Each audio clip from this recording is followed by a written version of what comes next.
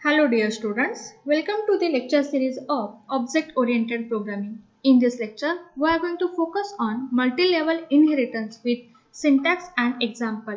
At the end of this lecture, you will be able to derive the properties of a base class using multi-level inheritance. As you know that in multi-level inheritance, a class is derived from another derived class. This inheritance can have as many levels as long as our implementation doesn't go weird. Now let us consider the example. Let us consider the three classes as class A, class B and class C. Class A is serving as a base class for the derived class B and class B is serving as the base class for derived class C. Now here the class B is referred as an intermediate base class since it provides a link for inheritance between the base class A and the derived class C. The chain ABC is referred as an inheritance path. The process of inheriting the properties can be extended by any number of levels. Let us see the syntax. Here we have class A as a base class and class B as a derived class which is inheriting the properties of a base class A, and it is inheriting the members by the public derivation. Now let us consider one more class as a class C which is derived class and it is inheriting the properties from the class B. Now here the class B is the intermediate base class and class C as the derived class can also is also inheriting the properties of class A indirectly through that class B. Okay, as class B is inheriting the properties from class A and class C is inheriting the properties from class B. Let us consider the example to demonstrate the multi-level inheritance. Let us consider the example of test result of a batch which can be stored in three different classes. We can have class 1 as a student which store the roll number of a student and it will use the two member functions which are publicly available and which will help us to get the number from the user and to display that roll number. We may have the second class as a test class which will help us to store the marks obtained in two different subjects, and that test class will have the two member functions. One will help us to get the marks from the user and one will help us to display the marks. We may have the third one more class as a result class which will contains the total marks obtained in the subject. Now here the class result can inherit the details of marks obtained in the test. Okay, so class result will inherit the properties from the test class and that class result will also inherit the properties of student class through that test class. And what is that property? That is a roll number of a student. Now let us consider let us see the example in detail. Now please observe here the class student which has a protected member as a roll number and which has two member functions as a get number and put number. Get number will accept the value of roll number and put number will display that roll number on the screen. Here it is the get number function definition which belongs to class student, and here is the put number function definition which belongs to class student. Now let us observe the class test which is inheriting the properties of a class student by the public derivation. This is the first level of derivation.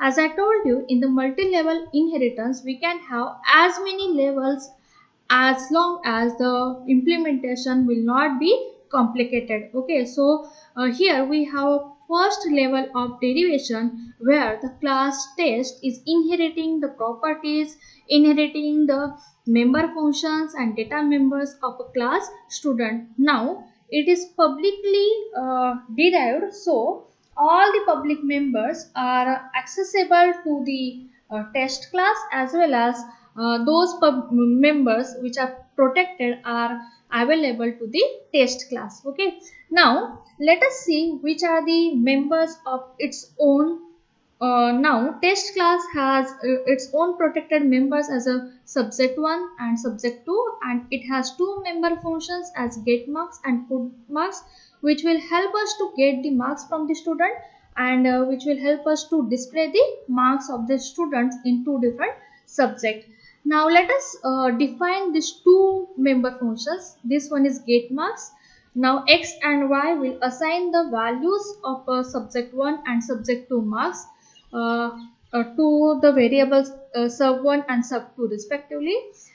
Here we have a put marks member function which belongs to class test, and that will help us to display the marks in subject 1 and marks in subject 2. Okay, now let us consider the last derived class, that is result class, and this result class is inheriting the properties of a test class. This is the second level of derivation. Now here the result class is inheriting the properties of test class using the public derivation. So all the members which are public to this result class, as well as all the members which are protected will be protected to this result class. Now let us see which are the members of this result class.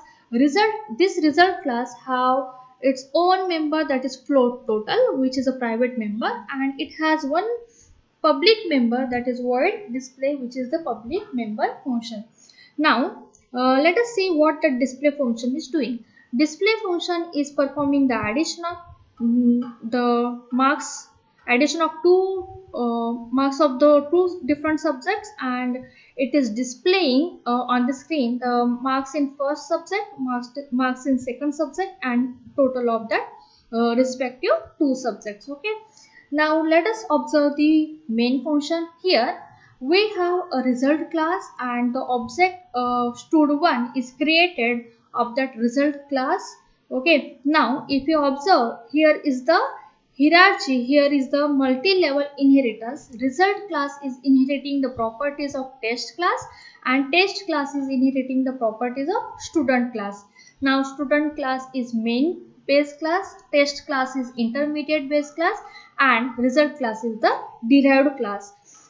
Result class is inheriting the properties of a test class, so the members which are public and protected can be easily accessible to the object of that result class, as well as members which are which are public and protected in the base class student can be accessible to this to this object of that result class as through the intermediate class test that members can be accessible. Okay, so there will be a inheritance path from student to test to result, like that. Okay, now let us call that get number function. In the get number function, we are calling that get number function using the object of the result class as stud1 dot get number. Now get number is the member function of a student class which is inherited by the result class. Okay, and here get marks is the function of test class which is inherited by the result class. As two of the functions are the member functions, and as they are derived by the public derivation, they are accessible to the object of that result class. And finally the display function. Display is its own function. Display is the function of that result class, so that is directly accessible. So now let us see what is the output. Output will be roll number as a 25, marks in subject 1 as 70, marks in subject 2 as 85, and the total marks will be 155, as 70 plus 85, the total is 155. Now if you observe here, the output will be roll number is equal to 25, marks in subject 1 is equal to 70, marks in subject 2 as 85, and total of those marks is 155. Okay, now let us check what are the different members will be there for class result, and what are the different members are inherited by the class result from the student class and from the test class. Now if you observe here, the class result has its own member, that is float total, which is private data member. Okay, and class result will have now two protected data members as a roll number, three protected data members as a roll number, subject 1 and subject 2. Now this roll number is inherited from the class student via class test, and subject 1, that is sub 1 and sub 2, these are the two data members which are protected and inherited from the class test. Now class result will have this many public member functions. This get number and put number member function, they are inherited from student class, and those member functions are inherited via test class. Get marks and put marks, these are the two member functions which are inherited from the test class directly, and that class result will have its own function, that is display function. Okay, so these many are the total numbers that class result will have to display this output. Okay, so this will indicate how multi-level inheritance works and how one class can inherit the properties of derived class, and that how that derived class can inherit the properties from the base class. So we'll meet in the next lecture. Thank you. Happy learning.